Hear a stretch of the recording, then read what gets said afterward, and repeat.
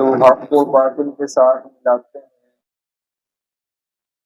اللہ رب العزت نے اس چیز سے منع فرمایا، اور ساتھ ہی نماز پڑھنے کا، زکوٰۃ دینے کا اور باجماعت نماز ادا کرنے کا حکم دیا۔ اور یہاں اللہ رب العزت فرماتے ہیں وَاسْتَعِینُوا بِالصَّبْرِ وَالصَّلَاةِ، مدد حاصل کرو صبر کے ساتھ اور نماز کے ساتھ۔ وَإِنَّهَا لَكَبِیرَةٌ، اور بے شک وہ نماز جو ہے البتہ بہت بڑی ہے، مشکل ہے۔ إِلَّا عَلَى الْخَاشِعِينَ، مگر ڈرنے والوں پر۔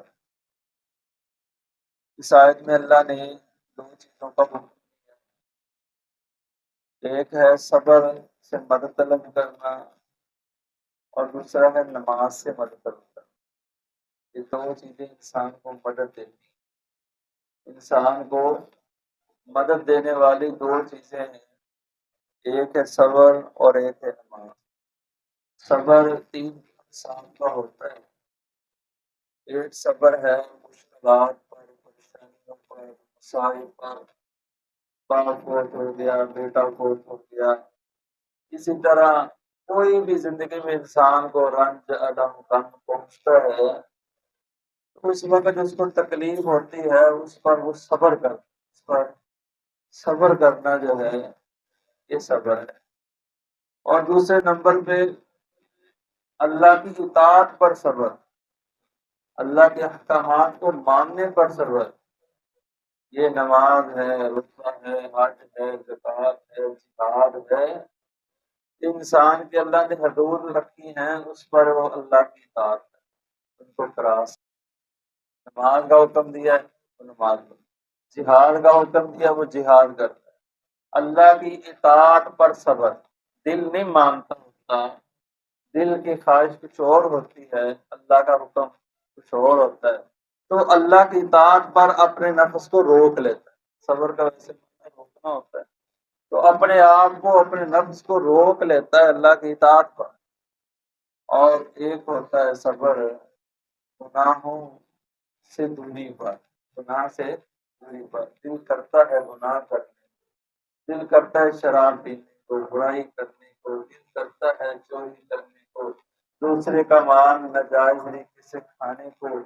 دل انسان کا گناہ پر اس کو ابھارتا ہے، لیکن وہ اپنے نفس کو آزاد نہیں چھوڑتا، اس کو ڈھیلا نہیں چھوڑتا، وہ کرتا ہے، اس پر پہرا دیتا ہے، گناہ کی طرف نہیں جاتا، گناہ کو چھوڑنے پر صبر۔ تو یہ تینوں صبر کی اقسام ہیں، یہ نہیں کہ صرف صابر ہوں، یہ نہیں ہے۔ اللہ کے حکموں پر بھی صبر اور گناہوں کو چھوڑنے پر بھی صبر۔ تو اللہ فرماتے وَاسْتَعِینُوا بِالصَّبْرِ وَالصَّلَاةِ، مدد حاصل کرو نماز کے ساتھ اور صبر کے ساتھ۔ رسول اللہ صلی اللہ علیہ وسلم جب غم پہنچتا، آپ پر کوئی پریشانی آتی، تو آپ بلال کو حکم دیتے، بلال اذان دے، میں محمد صلی اللہ علیہ وسلم نماز پڑھوں تاکہ اللہ میرے غم، نماز سے میرا غم دور ہو جاتا ہے۔ اسی لیے فرمایا نماز میری آنکھوں کی ٹھنڈک ہے، جب میں نماز پڑھتا ہوں جب مجھے سکون دے دیتا ہے۔ لیکن آج معاملہ الٹا ہے، ہم تو 5 وقت نمازیں بھی پڑھتے ہیں، پھر بھی غم دور نہیں ہو رہے، پھر بھی ہماری پریشانیاں، ہمارے دکھ نہیں جا رہے۔ تو معنی یہ ہے کہ ہم ویسی نماز نہیں پڑھ رہے جیسی پڑھنے کی ضرورت ہے، جیسی پڑھنے ہم نماز میں کھڑے توجہ کسی اور طرف دیں، کسی اور طرف ترجمہ آتا ہے، نہ معنی کا پتہ چلتا ہے، نہ یہ پتہ چلتا ہے پڑھتے کیا ہیں۔ تو یہ وہ چیزیں ہیں جس کی وجہ سے آج ہمیں نماز میں سکون نہیں ملتا، اور اس کی وجہ سے ہم پر مدد نہیں نازل ہوتی۔ تو صبر بھی کرنا ہے اور ساتھ ساتھ نماز بھی پڑھنی ہے۔ اور اللہ رب العزت فرماتے ہیں بے شک البتہ یہ بہت بڑی ہے نماز جو ہے نا، اور صبر کرنا ہے، یہ بڑا مشکل کام ہے، بڑا مشکل کام۔ نماز فجر کے وقت مسجد میں آنا، بستر چھوڑنا، کاروبار کے وقت جب عین گاہک مکمل کھڑے ہوں، سب گاہکوں کو چھوڑنا اور اللہ کے گھر کی طرف آ جانا، یہ کوئی آسان کام نہیں ہے، بڑا مشکل کام۔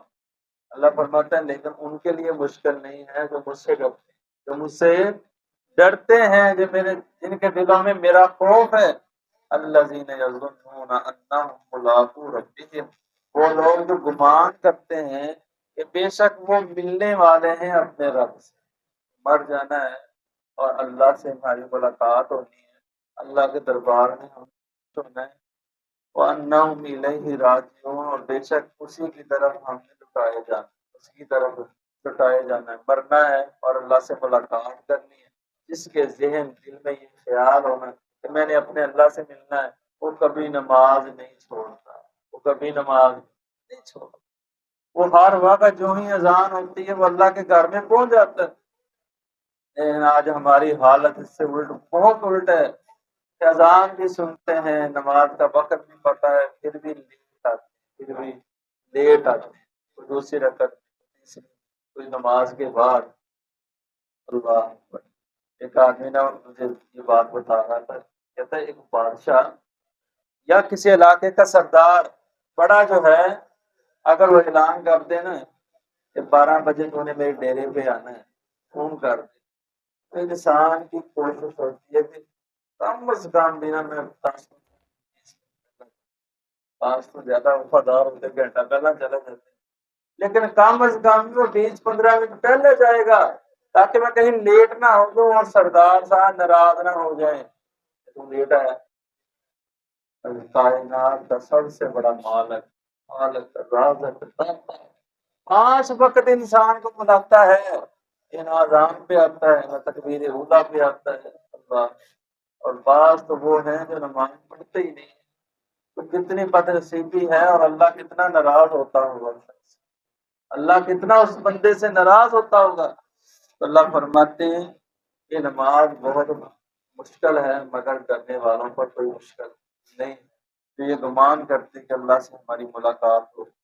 اور آگے اللہ نے بنی اسرائیل کا وضاحت کے ساتھ ان کی نعمتوں کا ذکر فرمایا، فرمایا یا بنی اسرائیل، اے بنی اسرائیل، اذکروا نعمتی اللتی، یاد کرو میری نعمتوں کو، اللتی انعمت علیکم، جو نعمتیں میں نے تم پر کی، وانی فضلتکم علی العالمین، اور بے شک میں نے فضیلت دی تم کو جہان والوں پر۔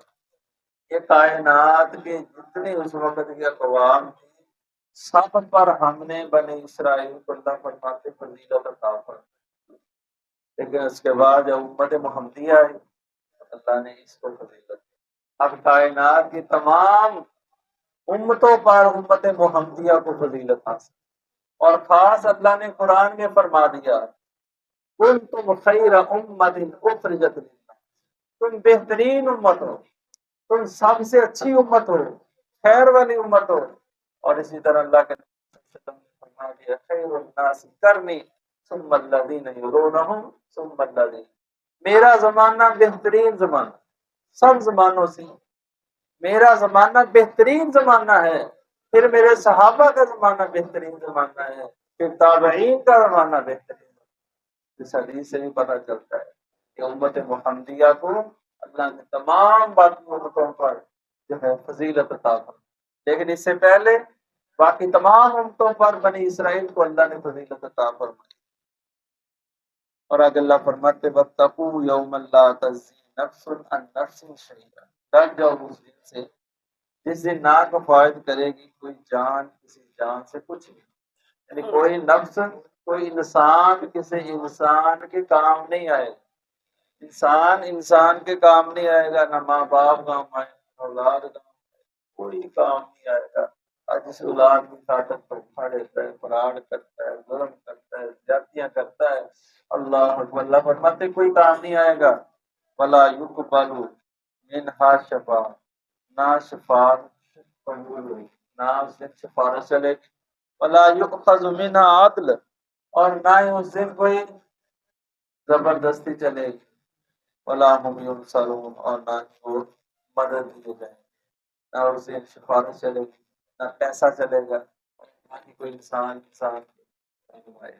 تو تین چیزیں، ابھی انسان گرفتار ہو جائے نا تو یا تو وہ وہاں بندہ لے کے پہنچ جاتا ہے سے چھڑا لیتا ہے، نہ ہو تو پیسہ چل جاتا ہے، اور یہ بھی نہ ہو تو سفارش چل جاتی ہے، اوپر سے کسی بڑے کا فون آ جاتا ہے کہ اس کو چھوڑ دیں۔